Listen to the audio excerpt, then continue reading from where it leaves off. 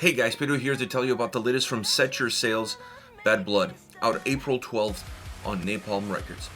This album has 10 tracks, 34 minutes in length, and this is the band's third full-length studio album. They are a German metalcore band.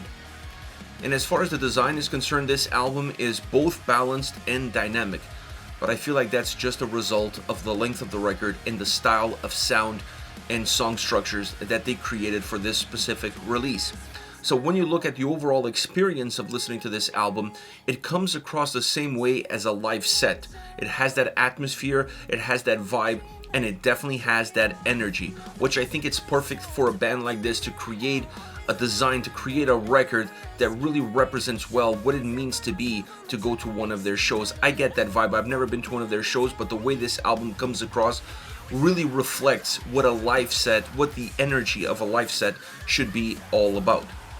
As far as the sound is concerned, definitely a modern metalcore sounding record, but one that doesn't allow the electronic side or the synthesizer side of that more modern touch to really influence deeply every single song on this album. It influences a lot of the tracks, but not necessarily driving them, and it's not something that gets in the way of the more important elements and perhaps of the heaviness of the album and the heaviness that represents that specific side of the band's sound that we saw already on two previous records. So it's an album that has that modern touch. It has it in the production, it has it in the electronic sound, it has it with the synths, but still carries a very heavy load. A heavy load that falls on the shoulders predominantly of the guitars. The guitars on this album are not just heavy, they're very dynamic. They offer a lot of different experiences and definitely a lot of different textures. But when you start to listen to the record and you start to look at where the heaviness is coming from, you start to see the guitars putting their hands up and saying this is where the heaviness is starting. And I like that sound and I like that experience. It allows the album overall to be a little bit more focused on the guitars, on their sound, on their experience, on their texture, becoming more of a guitar-driven sound with their modern metalcore experience coming in to complete the experience, to make the songs feel a little bit more full, a little bit more complete, a little bit more robust. And then with the drums behind it, pushing those guitars forward, but the drums with a more cohesive and a more tight experience all around. When you see the movement that the guitars offer, you don't find the same coming out of the drums. The drums are more static in one position. They feel a little bit more squeezed in, but they also allow the guitars to jump more into the forefront and be that dominating factor that really allows this album to be dynamic, fluid, and super engaging across each and every single song with the sound that it puts forward, with the sound that it represents. Now, when it comes to the vocals, Jules is an amazing singer, and this album represents her full range. Not to say that previous records didn't, but I felt like this was a more organic, a more natural, and even a more emotional record from a vocal standpoint, if that's even possible, because the previous albums were very emotional as well. This one, maybe because of the overall elements of sound, experience, album structure, the way the vocals come across, the impact that they offer, how they interact with the lyrical content, allows this album to feel intense, to feel aggressive, but also to feel very deep and melancholic and even introspective at times. This creates also a lot of ebbs and flows within the tracks, because it's not just a record that it's moved by its sound, but it's also moved by an incredible vocal performance from top to bottom, with really haunting at times clean vocals and aggressive, harsh vocals, screaming style vocals in the right places at the right time in order to add some heaviness to that already heavy guitar sound that's always present or there always finds its way through on each and every single song. So when you look at this record from an overall big picture perspective, this is definitely their most focused, their most complete, but also their more straightforward album. This is not a record where the songs take time for you to digest. This is an album where the songs get to the point, and they get to the point quick. They don't have a lot of layers, even though the sound has great texture to it, but it's an album that, by being straightforward in the design, in the structure, in the individual songs, allows the record to connect a lot faster and a lot deeper with the listener. As far as favorite songs are concerned, I want to start off with Dangerous. This is a track that has a little bit more of a pop rock feel to it. and then they bring the bass, and the bass creates this really cool underline to what the overall track is providing.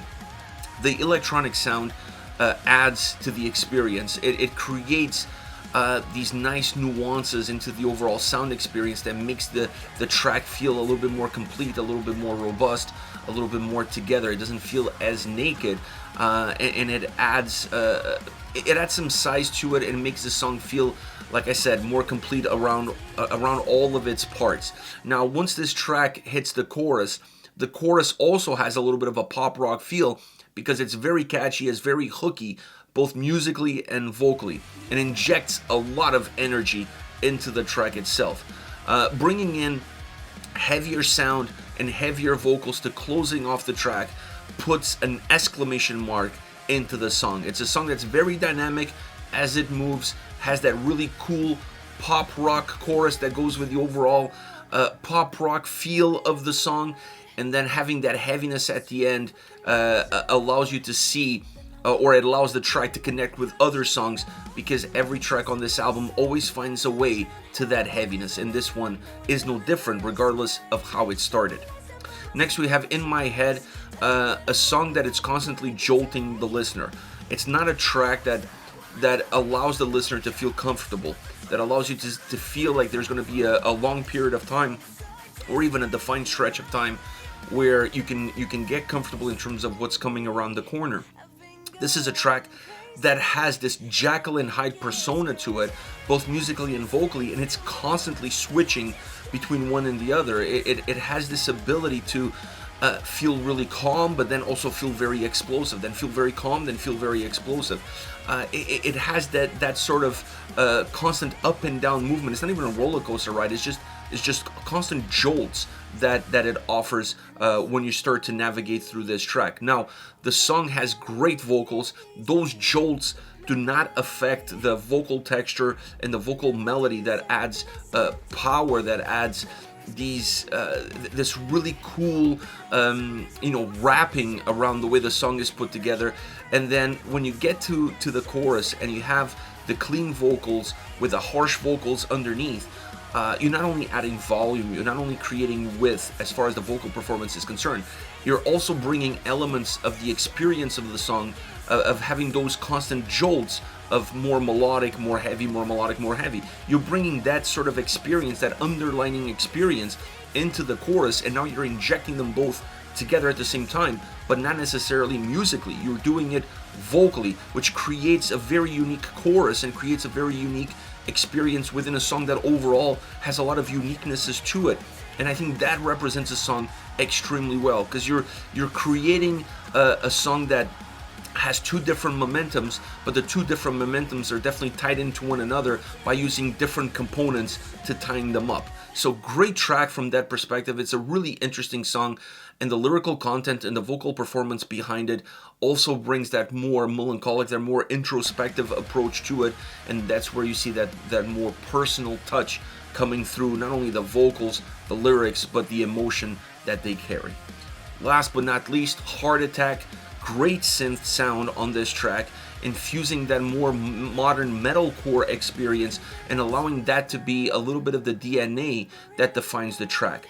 Vocally, the song is super strong, super powerful, very emotional, and that allows the track to have its mellowness to it, and you still find room for some pockets of aggression so that you're not completely taken back and you don't feel like you're completely sinking into the melancholy and sadness of the song. There are moments that kind of wake you up from that melancholy, that wake you up from that sadness. They're very sporadic and they're very short-lived, but there are moments nevertheless that allows the song to not fall into a rut. Like you don't disappear, you don't sink in within the song. As you're about to sink in within the song, you're brought back to life, and that is an important element that makes this a very powerful song, specifically from a vocal standpoint. I think it's one of the most vocal, impactful songs on this record, not in terms of the range, not in terms of what it's offered in terms of layers or texture, but rather by really representing the vocal performance, tying it up with the lyrical content, and those vocals representing those lyrics with emotion, with heartfelt delivery that sets the track apart. Having that more melancholic sound at times also helps push those vocals into the forefront and allows the listener to really focus on them and allows them to be the guiding light from beginning to end as far as this track is concerned. This is it. Set Your Sails, Bad Blood, out April 12th on Napalm Records. Let me know your thoughts on this band. Hit me up in the comment section, and I'll see you all in the next video. Take care, guys.